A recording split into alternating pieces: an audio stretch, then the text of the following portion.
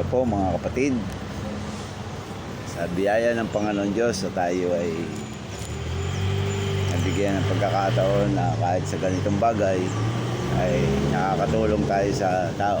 Pero praise God, ang kanyang kapahayagan ay binigay sa atin ay John 10:11.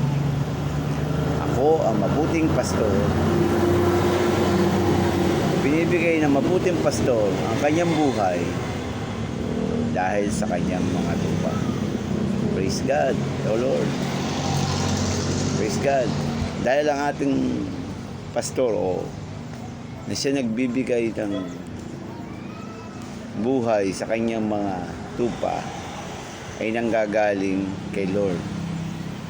Lahat sa kanya kumukonekta si Lord ng kapahayagan dahil ang iba ang relasyon ng ating pastor sa ating Panginoon Diyos.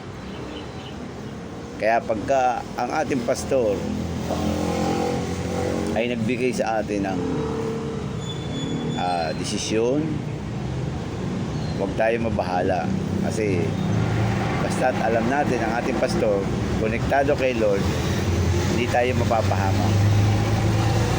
Kasi ang mabuting pastor, kailanman, hindi pinapahama ang kanyang mga tupa. God bless you po mga kapatid.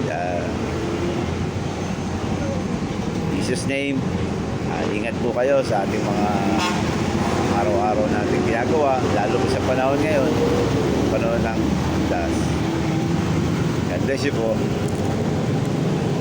Ang biyaya ng Panginoong Jesucristo at ang pag-ibig ng Diyos